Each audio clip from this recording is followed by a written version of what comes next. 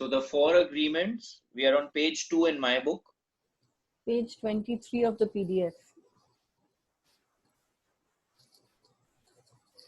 By using our attention, we learn the whole reality, a whole dream. We learn how to behave in society, what to believe and what not to believe, what is acceptable and what is not acceptable, what is good and what is bad, what is beautiful and what is ugly, what is right and what is wrong. It was all there already, all that knowledge, all those rules and concepts about how to behave in the world. So now what he's talking about here is totally the belief system. So the belief system, according to what the society has created the consensual reality. So you are tuned, okay, you are programmed to go into acceptance mode of the belief system which is everyone is operating with. When you were in school, you sat in a little chair and put your attention on what the teacher was teaching you. When you went to church, you put your attention on what the priest or minister was telling you. It is the same dynamic with mom and dad, brothers and sisters. They were all trying to hook your attention. We all learn to hook the attention of other humans, and we develop a need for attention which can become very competitive. Now this is very, very important. Okay. So now everywhere you are told to pay attention. And when you pay attention, that is where you understand stuff and you gain information from. Now, over here he says, we also learn to hook attention of other humans and we develop a need for attention which can become very competitive. Now, this is very well explained in Celestine Prophecy, where you have the control dramas. They talk about control dramas, and there are 4 kinds of control dramas. I think we spoke about it again in the autobiography of a yogi also, but this becomes very, very important here. So what are the 4 control dramas? The first one is intimidator, that you intimidate someone to grab energy, to make them pay attention to you so that you draw energy from them. The second one is the interrogator, where you keep asking questions of a person so that that person pays attention to you and gives you energy. The third one is aloof. I become aloof. So everyone pays attention to you that, okay, what has happened to you? Can we help you in any way? Okay. So why are you becoming like this? Why are you becoming dull? So everyone pays attention to you. The fourth is the poor me attitude. In the poor me attitude, you start begging, you start wanting and craving attention, and you start saying, why me, why me, why am I doing it? You have to help me, I can't do it, this, that. So these are the 4 ways in which you can draw energy to yourself. Okay.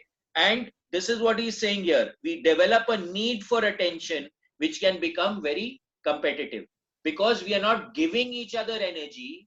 We are wanting to absorb energy from each other, and we develop these control dramas. And whenever you are in a control drama, it is a problem. It is a big problem because we are not feeding each other. We are feeding off each other. Now, when you go into a mutually beneficial relationship, you will give energy and you will get energy. So you will give and the other person will give back. You don't have to grab the energy. So attention is not grabbed. Attention happens. Okay. This is extremely important to it. Children compete for the attention of their parents, their teachers, their friends. Look at me. Look at what I'm doing. Hey, I'm here.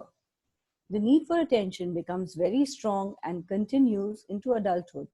So now what happens? The outside, when I am not able to generate the energy internally and be internally fulfilled, I am constantly wanting to grab energy from the other person. The outside dream hooks our attention and teaches us what to believe, beginning with the language that we speak. Language is the code for understanding and communication between humans. Every letter, every word in each language is an agreement.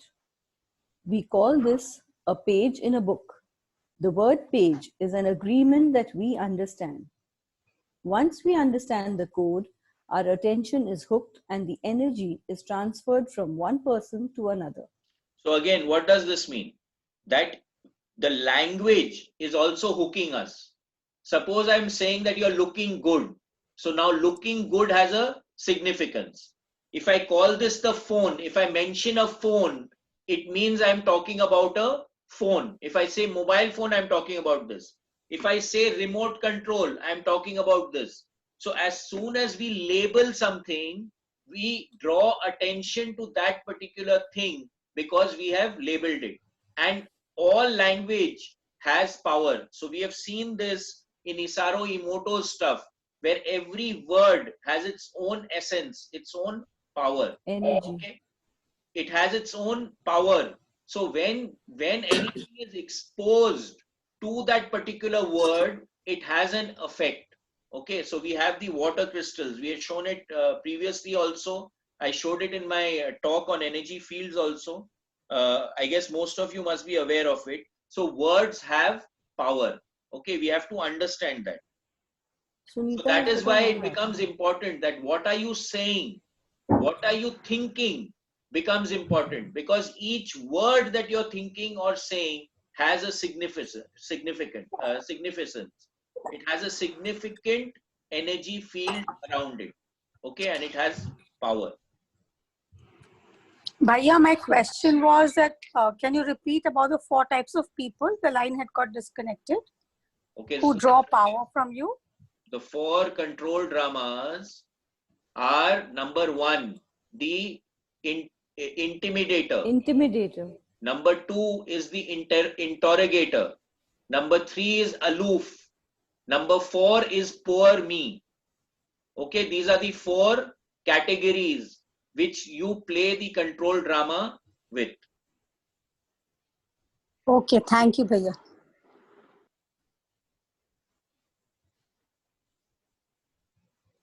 It was not your choice to speak English.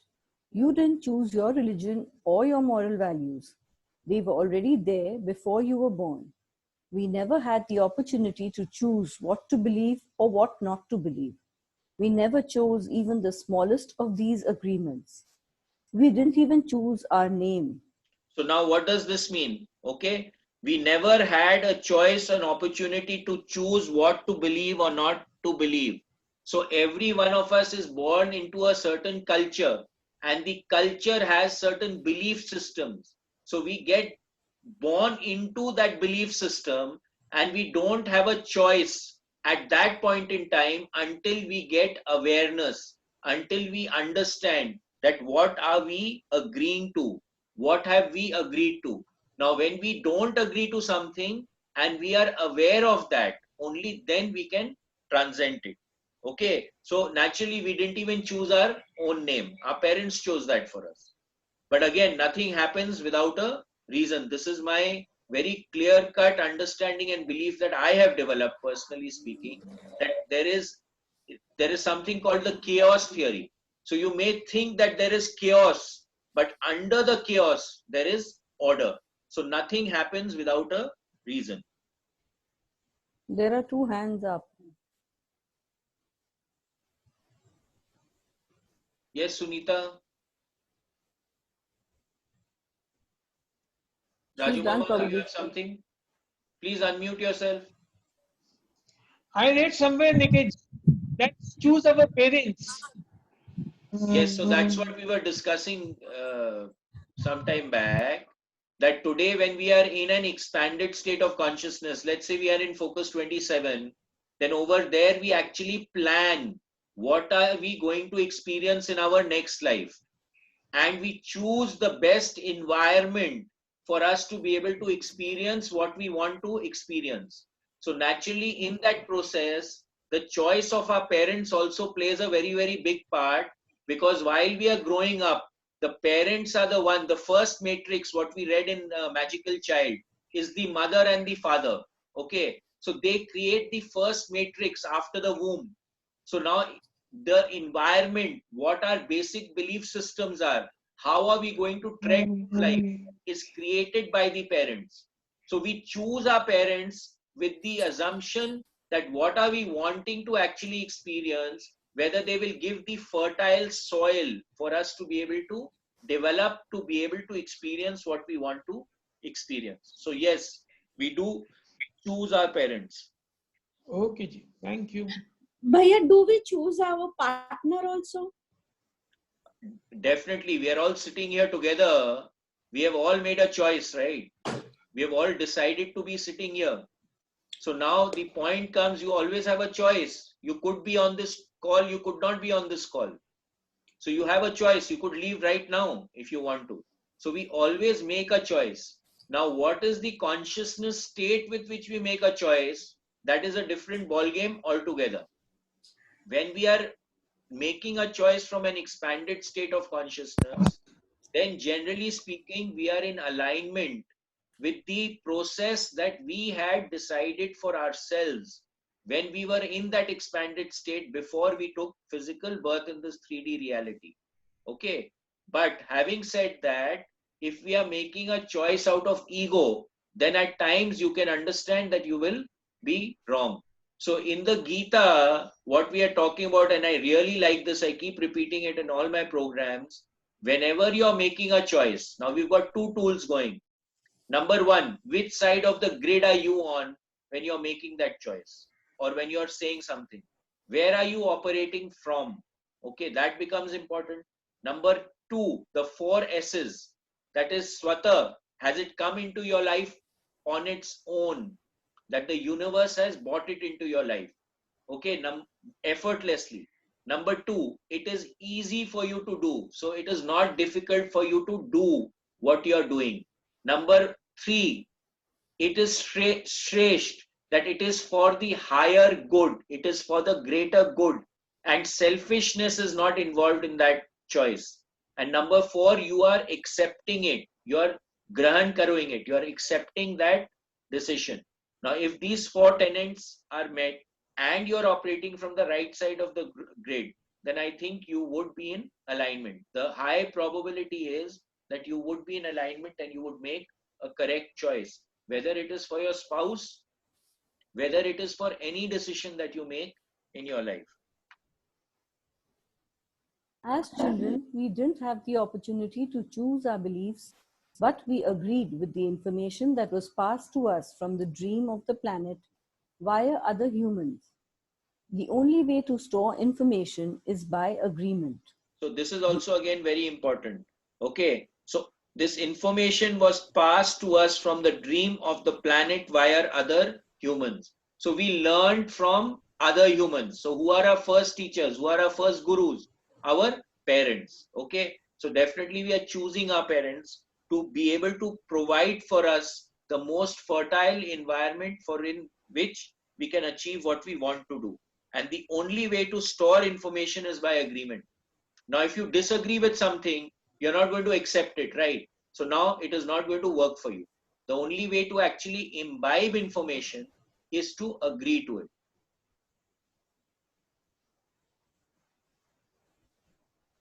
The outside dream may hook our attention, but if we don't agree, we don't store that information.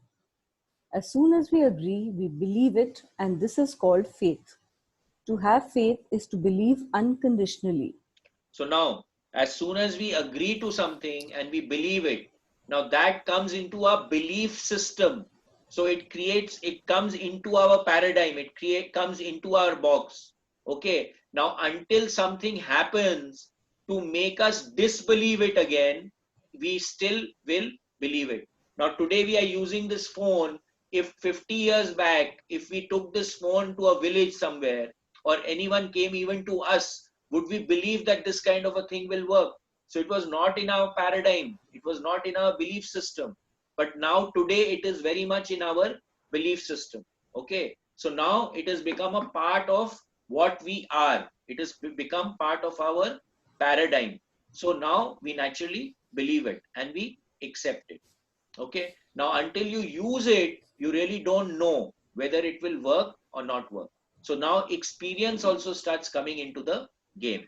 So when we get wisdom, it is information, which is the belief, and the experience, which is making it turn into wisdom. That's how we learn as children. Children believe everything adults say. We agree with them, and our faith is so strong that the belief system controls our whole dream of life. So now what does We this did- mean? What does this mean over here? Now over here, now in the beginning, when we are small, our parents are the greatest and they know everything.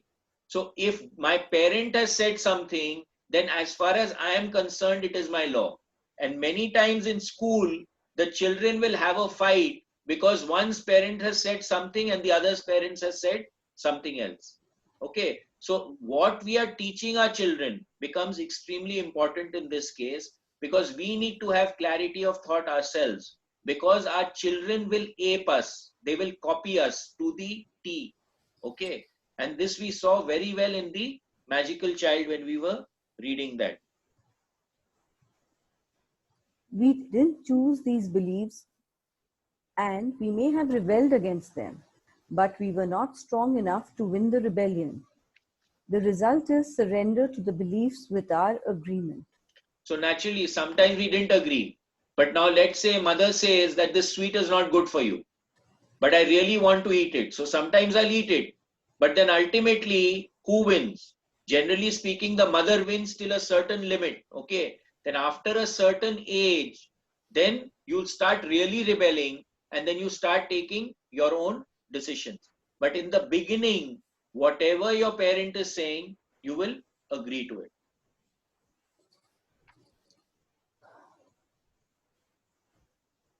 I call this process the domestication of humans. And through this domestication, we learn how to live and how to dream. In human domestication, the information from the outside dream is conveyed to the inside dream, creating our whole belief system. First, the child is taught the names of things: mom, dad, milk, bottle. Day by day, at home, at school, at church, and from television, we are told how to live, what kind of behavior is acceptable. So again, all these experiences are just making our belief system. So some of it we will experience and we will know. Some of it we will have to change at a later state. The outside dream teaches us how to be a human. We have a whole concept of what a woman is and what a man is.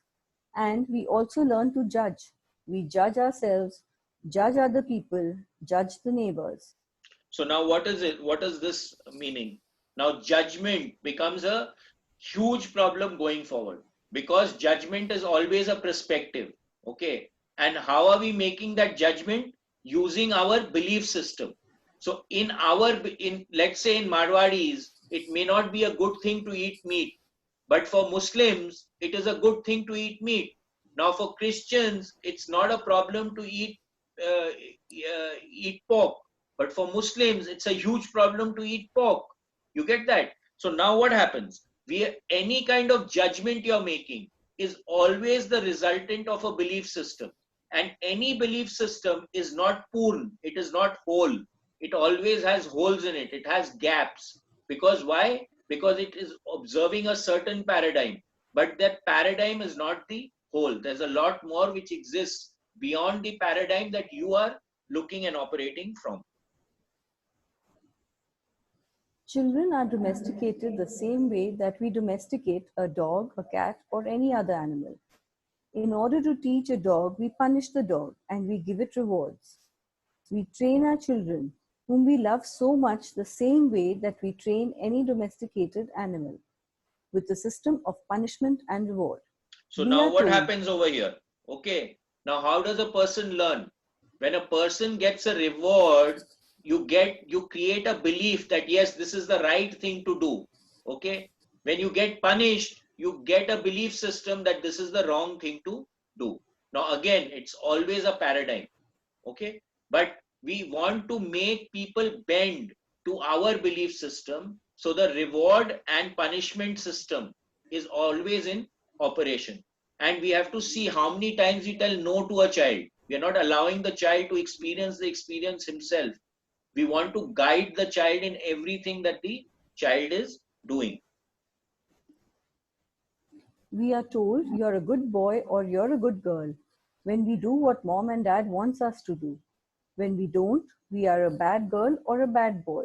So again, now, how are we judging whether someone is a bad boy or a bad girl?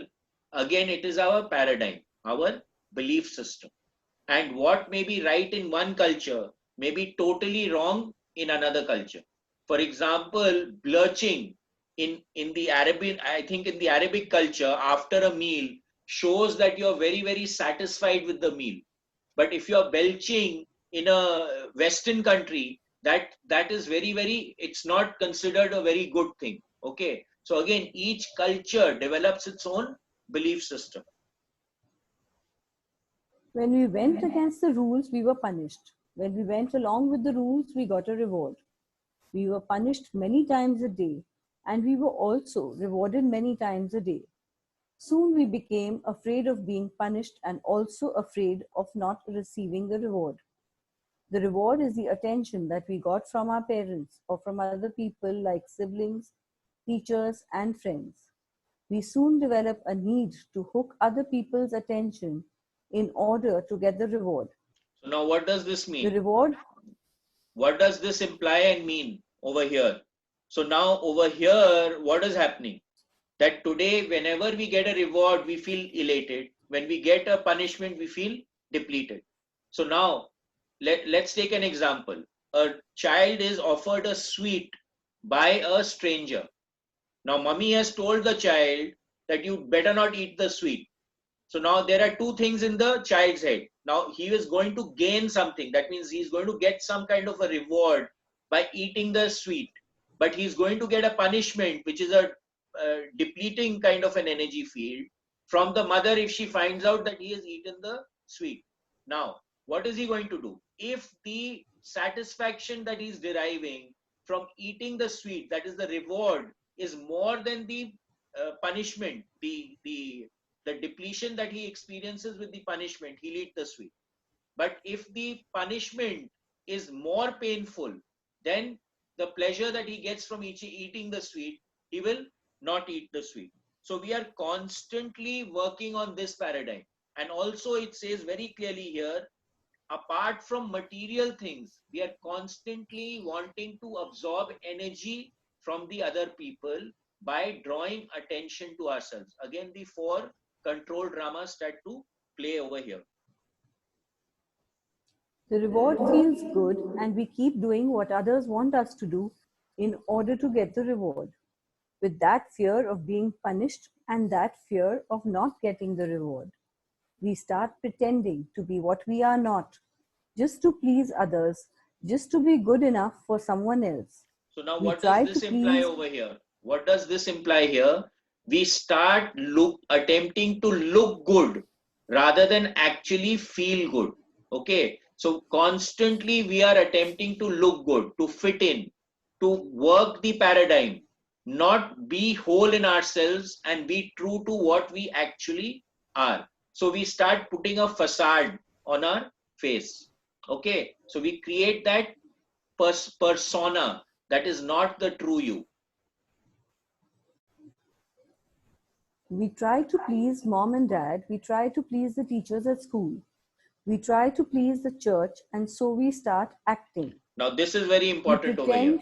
We start acting. Okay, now suppose you are on stage and you are told to perform a particular act, and then you are put on stage and told just be yourself.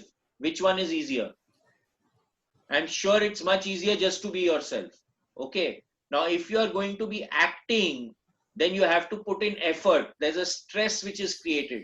And what are we doing all the time? Most of us are acting most of the time. So naturally, we are getting depleted. We are using up a lot of our energy because we are acting most of the time. We want to, We pretend to. we are actually just perpetuating the facade that we have created around ourselves, the persona. We pretend to be what we are not because we are afraid of being rejected. The fear of being rejected becomes the fear of not being good enough. Eventually, we become someone that we are not. We become a copy of mama's beliefs, Daddy's beliefs, society's beliefs, and religion's beliefs. So naturally, we are not being authentic to our own selves. We have merged with the paradigm. We have merged with the belief system. We have complied with the belief system. All our normal tendencies are lost in the process of domestication. And when we are old enough for our mind to understand, we learn the word no. The adults say, don't do this and don't do that. We rebel and say, no. We rebel because we are defending our freedom. We want to be ourselves, but we are very little and the adults are big and strong. After a certain time, we are afraid because we know that every time we do something wrong, we are going to be punished. So again, The we are basically domestication, bending to the will. We are bending to the will of the belief system because we have not developed power within ourselves. We don't have authentic power with ourselves. And the other thing is we are dependent, okay? Because dependency will cause compliance. When we start becoming independent, and that is what Robert Monroe always said, that we want to generate escape velocity so that we can escape out of the belief system. And that happens even at the smaller levels. Through life, you will find that you need to develop escape velocity to escape the belief systems. the domestication is so strong that at a certain point in our lives, we no longer need anyone to domesticate us. We don't need mom or dad, the school or the church to domesticate us. We are so well trained that we are our own domesticator. So now what does this We mean? are an What does this mean over here? What it means here is that whatever we have been doing over and over and over and over again has now become muscle memory.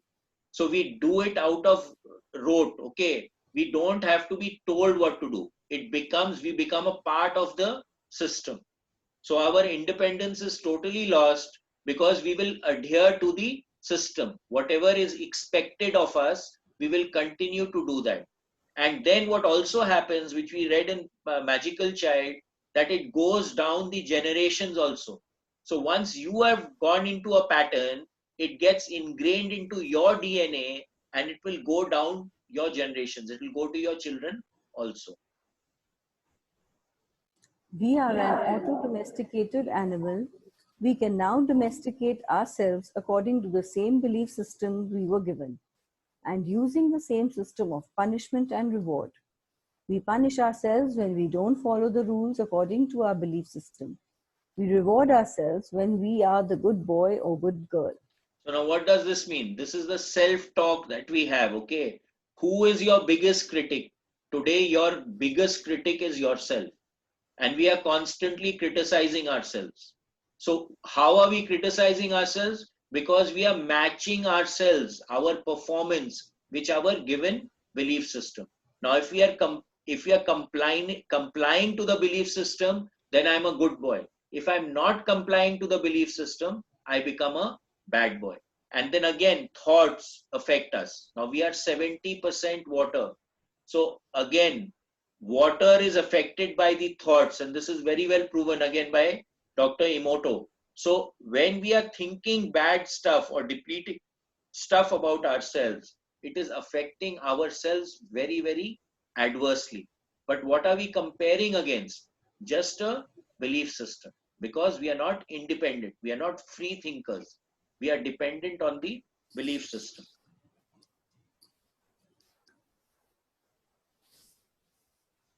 The belief system is like a book of law that rules our mind. Without question, whatever is in that book of law is our truth. We base all of our judgments according to the book of law, even if these judgments go against our own inner nature. Even moral laws like the 10 Commandments are programmed into our mind in the process of domestication. One by one, all these agreements go into the book of law, and these agreements rule our dream. So the 3D environment that we are living in is like a dream, okay? And naturally, we've all agreed and we have created this consensual reality.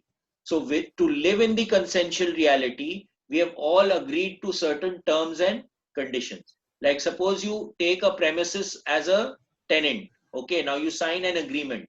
So in the agreement, your do's and your don'ts are very, very clearly written.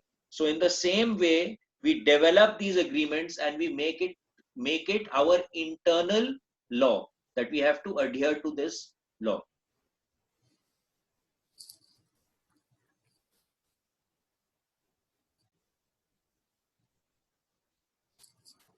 There is something in our minds that judges everybody and everything, including the weather, the dog, the cat, everything. The inner judge uses what is in our book of law to judge everything we do and don't do, everything we think and don't think, and everything we feel and don't feel. Everything lives under the tyranny of this judge. Every time we do something that goes against the book of law, the judge says we are guilty. We need to be punished. We should be ashamed. This happens many times a day, day after day, for all the years of our lives. So what is this? That we are constantly judging ourselves. We are our biggest judge. And that is something that we need to start becoming aware of and drop it. Because every time you judge yourself, you're putting yourself on the left side of the grid. It's extremely simple because any kind of judgment is depleting. So let us start being rather than judging. There is another part of us that receives the judgments, and this part is called the victim. The victim carries the blame, the guilt, and the shame. It is the part of us that says, poor me, I'm not good enough. I'm not intelligent enough. I'm not attractive enough. I'm not worthy of love. Poor me. The big judge agrees and says, yes, you are not good enough. And this is all based on a belief system that we never chose to believe. These beliefs are so strong that even years later, when we are exposed to new concepts and try to make our own decisions, we find that these beliefs still control our lives. So again, so poor me attitude starts to creep in. Okay, so whenever I'm critical of myself, I become the poor me because I say I'm not good enough, I'm not capable, I'm not this, I can't do it, this, that. So now the poor me attitude starts to kick in, and it becomes so ingrained in us. And this is what we find even in the biofield tuning. When we are tuning a person, what experience a person had when they were 2 years old is still, it's still coloring their life experience when they are 60 years old. Why? Because that was not cleared over there, and it is affecting the person over here when they are 60 years old. So it becomes very difficult to transcend the belief system unless you shift into a higher state of consciousness and you step out of the soup. So Einstein also said it's not possible to find a solution to a problem from the state of consciousness that in which it was created. So naturally, if I want to transcend the belief system, I have to develop escape velocity to escape out of that belief system and then observe it. So now over here, the concept of the witness attitude starts coming in, what we call Sakshi Bhav in Hindi. Okay, so only then we can start to jettison ourselves out of the belief system. Otherwise, it controls everything that we are doing. Whatever goes against the book of law will make you feel a funny sensation in your solar plexus, and it's called fear. Breaking the rules in the book of law opens your emotional wounds, and your reaction is to create emotional poison. Because everything that is in the book of law has to be true. Anything that challenges what you believe is going to make you feel unsafe. Even if the book of law is wrong, it makes you feel safe. So now, even if the book of law is wrong, it makes you feel safe. So what is happening? Suppose we have experienced a situation when we were 2 years old, okay, and we learned how to deal with that situation in a particular way. Now, whatever way we have learned to deal with it is registered in the hippocampus in the brain and the hypothalamus, and over there that memory is retained. Now any time that I'm experiencing the same experience, that memory gets triggered, okay, and it is called an amygdala hijack, and you go into a reaction without even understanding why you're behaving in a particular way. Now that happens because that particular memory is stored and the reaction is also stored. Now what happens is that what worked previously may not work now, okay, and all these things are very, very emotional in nature. So it says over here, breaking the rule in the book of law opens in emotional wounds, and your reaction is to create emotional poison. So now emotional poison is the chemicals that are secreted in your body when you're going into these emotional reactions. Like whenever you're stressed out, adrenal, cortisol are created in the body, and these hormones and chemicals, if they are not used up, they become the nasur. They actually create a lot of problems in the functioning of the body. So if we are not aware of our thoughts and we create stress in our system, we are creating a problem for ourselves. That is why we need a great deal of courage to challenge our own beliefs. Because even if we know we didn't choose all our beliefs, it is also true that we agreed to all of them. The agreement is so strong that even if we understand the concept of it not being true, we feel the blame, the guilt, and the shame that occur if we go against these rules. So a classic case of this will be Bhishma Pitama. Now he took a pratigya that he is going to protect the kingdom. Now he knew very well that Duryodhan was doing something which was totally wrong. But now he was stuck with his belief system of his pratigya that he will always stand by the ruler of the kingdom. Okay, so in spite of his knowledge and information, in his all his wisdom, he could not break that rule. So if he broke the rule, he would feel guilty and shame would occur because he is breaking the rule. So he could not break that rule, although he very well knew that everything was going wrong. Okay, so these belief systems are very, very powerful, and the more aware we start becoming of them, the better it is for us. Just as the government has a book of laws that rules the society's dream, our belief system is the book of laws that rules our personal dream. All these laws exist in our mind, we believe them, and the judge inside us bases everything on these rules. The judge decrees and the victim suffers the guilt and punishment. But who says there is justice in this dream? True justice is paying only once for each mistake. True injustice is paying more than once for each mistake. So what does it mean over here? We normally in the normal physical law, you pay once for one deed and it's over. But over here, what we are doing is we are constantly blaming ourselves. So we keep paying, we keep paying, we keep paying until we become aware and we transcend it. Or we change our perspective, which is we change our belief system to that very thing. For example, I shared this example with you all.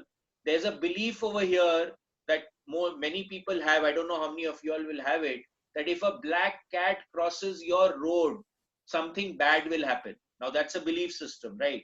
Now what we think will manifest. Why? Because we are living in a thought responsive universe. Now, what I felt was that why should I believe that when a cat crosses my way, it will create a problem? So I twisted my belief system that whenever any cat crosses my way, Durga ji is crossing my way, and whatever I'm going to do will work beautifully. And let me tell you, that is what manifests. Why? Because I shifted my paradigm. I shifted out of that old belief system and created a new paradigm for myself, which was uplifting. Okay. So you can actually shift it. But what do we normally do? We keep beating ourselves up because of our belief system. How many times do we pay for one mistake? The answer is thousands of times. The human is the only animal on earth that pays 1,000 times for the same mistake. The rest of the animals pay once for every mistake they make, but not us. We have a powerful memory. We make a mistake, we judge ourselves, we find ourselves guilty, and we punish ourselves. If justice exists, then that was enough. We don't need to do it again. But every time we remember, we judge ourselves again. We are guilty again, and we punish ourselves again and again and again. If we have a wife or a husband, he or she also reminds us of the mistake. So we can judge ourselves again, punish ourselves again, and find ourselves guilty again. Is this fair? Okay, so now How what many happens? times What do we- happens? 1 second. Now, what happens over here is that in the animal kingdom, okay, whenever they get stressed out, they get stressed, but they cool down very fast. They come back into normal equilibrium extremely fast. Okay. So now let's say a tiger comes somewhere and they run. Now they are out of the tiger's thing, they cool down immediately and start grazing again. But what happens with us? Some incident happens with us and we stay with that incident. We are constantly thinking about it, constantly thinking about it. Now, as far as the body is concerned, it cannot distinguish between an actual tiger attacking you and you thinking that a tiger is attacking you. The chemical reaction in the body is exactly the same. So now if we are constantly being reminded and we are constantly feeling guilty about something, it constantly keeps pulling us down and putting us into that rut. This is the main cause of depression. If you see, most people who are depressed are thinking all the time. And let me tell you, what is a thought? A thought is a sparking of neurons in the brain. And the brain consumes 70% of all the energy that we are consuming today. So every time the neurons are sparking, energy is being used. And if you see a depressed person, the depressed person is thinking constantly. And you will find that they are totally depleted of energy. Okay. So now if we are constantly thinking and beating ourselves down, we are just pulling ourselves down and doing nothing else. How many times do we make our spouse, our children, or our parents pay for the same mistake? Every time we remember the mistake, we blame them again and send them all the emotional poison we feel at the injustice, and then we make them pay again for the same mistake. Is that justice? The judge in the mind is wrong because the belief system, the book of law, is wrong. The whole dream is based on false law. 95% of the beliefs we have stored in our minds are nothing but lies, and we suffer because we believe all these lies. So now what happens? Every belief system is just a paradigm. It is just a perspective. Now every perspective has a different perspective. So if we change our perspective, now that becomes wrong. So Billi Rasta Kaat Jayega is a paradigm. You shift it and it becomes something totally different.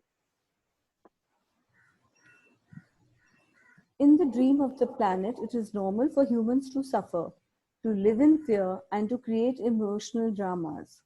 The outside dream is not a pleasant dream. It is a dream of violence, a dream of fear, a dream of war, a dream of injustice. The personal dream of humans will vary, but globally, it is mostly a nightmare. So now, If we look at human, now what is happening over here? If you pick up a newspaper, okay, do this experiment. Pick up naturally now newspapers are not coming, but you pick up if you ever picked up a newspaper, you would find 90% of the news in it is negative.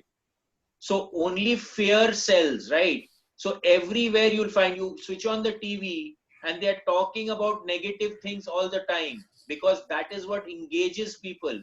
That is what makes them pay attention.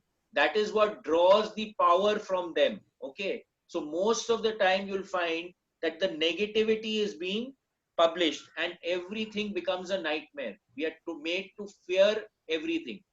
Now let's say there is a danga in Toliganj and we are sitting in Baliganj. We don't even know about that danga going on and it is really not affecting us. But then the media will portray it so violently that the good things that are happening in society, they don't portray. They only portray the negative things which are happening, and everyone starts getting a hawa that, okay, everything is going wrong in society, and everywhere in the world there is only havoc. You see how many good things the newspapers are talking about? So we've become a fear-based society.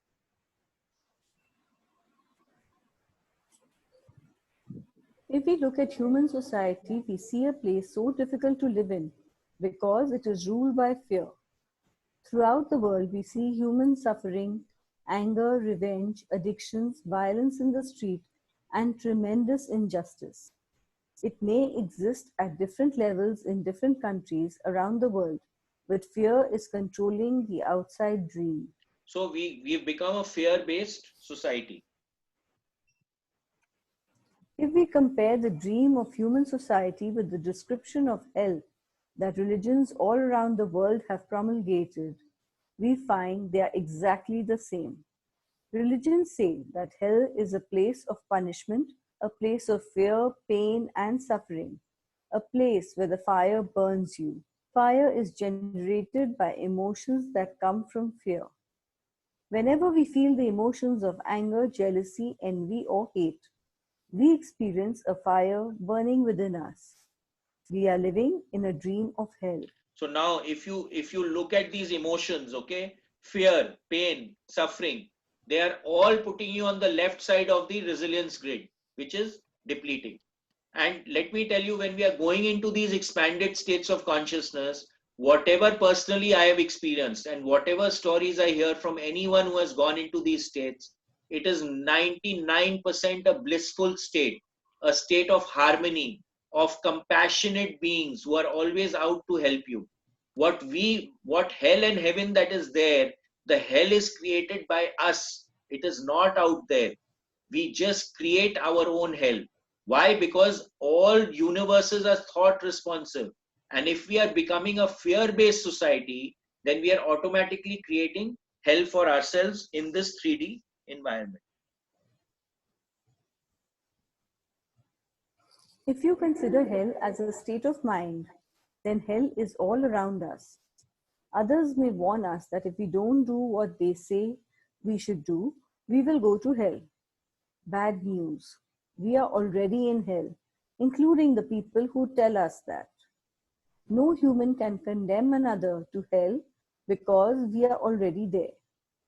Others can put us into a deeper hell, true, but only if we allow this to happen. So now, if we become consciously aware of what is happening, then we can step out of it. Okay. Otherwise, we are constantly being dragged into this kind of hell. So if you see, most of the conversations that happen in any kind of environment are mostly depleting. How many conversations do you have with people which are uplifting? People are always gossiping about each other. They're talking bad about each other most of the time. How many times do you see people actually genuinely praising another person? Very rare. Maybe, we in whatever we are doing here, we are actually uplifting ourselves. But in most social occasions, you are mostly criticizing. You're mostly putting down the other person all the time. And we are creating more hell for ourselves.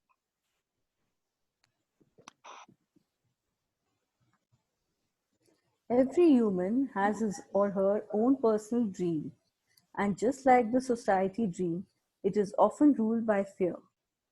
When we learn to dream hell in our own life, in our personal dream, the same fears manifest in different ways for each person, of course, but we experience anger, jealousy, hate, envy, and other negative emotions. Our personal dream can also become an ongoing nightmare where we suffer and live in a state of fear. But we don't need to dream a nightmare. It is possible to enjoy a pleasant dream. So again, what are we believing in? What are we creating for ourselves? What is our thought process will create our reality. So today, if we are living in hell, we have to understand that it is our own creation and no one else's creation, because we can intend it to be better. And that's where the trick lies. How do we intend to make it better? So all the tools that we are learning in awareness, all the processes that we are doing, is just making ourselves more resilient and more aware, so that we can step out of this paradigm which keeps dropping us down. All of humanity is searching for truth, justice, and beauty. We are on an eternal search for the truth because we only believe in the lies we have stored in our mind. We are searching for justice because in the belief system we have, there is no justice. We search for beauty because it doesn't matter how beautiful a person is. We don't believe that person has beauty. We keep searching and searching when everything is already within us. There is no truth to find. Wherever we turn our heads, all we see is the truth. But with the agreements and beliefs we have stored in our mind, we have